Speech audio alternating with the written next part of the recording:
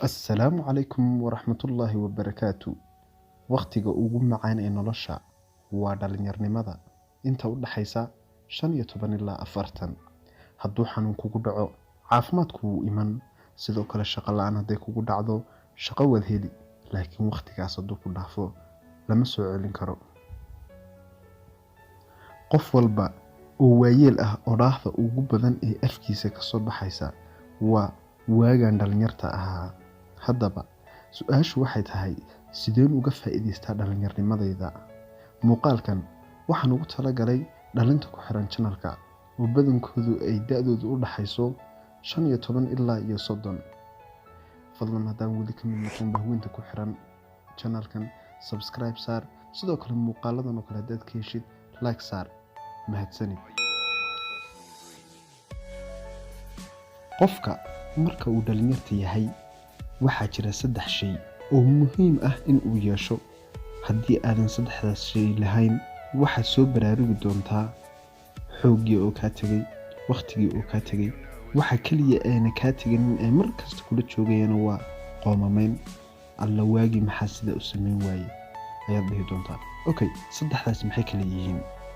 1. waa inaad yeelataa hami aad shiishka ku saarayso mustaqbalkaaga. Qofku hadduu hami lahayn, mustaqbalna ma laha. Fadlan hami samayso. Haddaadan hami lahayn, qofku hadduu hami leeyahay, mustaqbal fiican buu leeyahay. Laakiin qofku hadduu uusan hami lahayn, mustaqbal ma laha. Fadlan hami samayso. Qodobka 2. yeelo fikir ka duwan fikirka dhalinta kula nool zamanka aad nooshahay. Run ahaantii, dhalinta iyo asxaabta saaxiibtaada ah, asxaabtaada waxa ay ku fikirayaan wax ka duwan haddaad ku fikirtid. Run ahaantii horumar baad xaqiijin. Dadku dhankay u badan yihiin ka soo jeeso, dadku dhankay u yar yihiin u jeeso. Qodobka 2 waa yeelo fikir ka duwan fikirka asxaabtaada.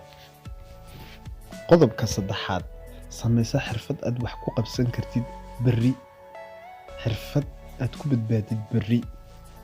Waxaa macquul ah in aad waxbarashadii isku kari weyso. Waxaa macquul ah in aad buug iyo qalin isku kari weyso. Haddaad noqon weysay maskax maal, noqo muruq maal. Taasoo macnaheeda aan ula jeedo baro xirfad aad isku badbaadin kartid berri.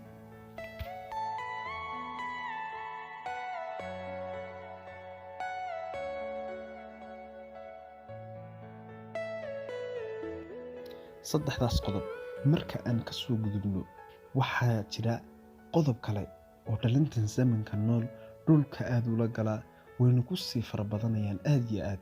75% madaxay kula jiraan dhalintan zamanka nool. Qodobkaas fadlan iska ilaali.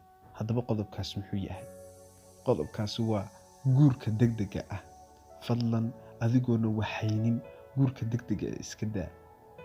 Markaad waxaysid, guurso waa sax. Laakiin adigoona waxaynin guurka degdega waa khalad. Saboolnimadu meesha kaliya ka dhalato waa guurka degdega ah. Dhalintan zamanka nool waxa kaliya mustaqbalkooda dhulka la gala waa guurka degdega ah.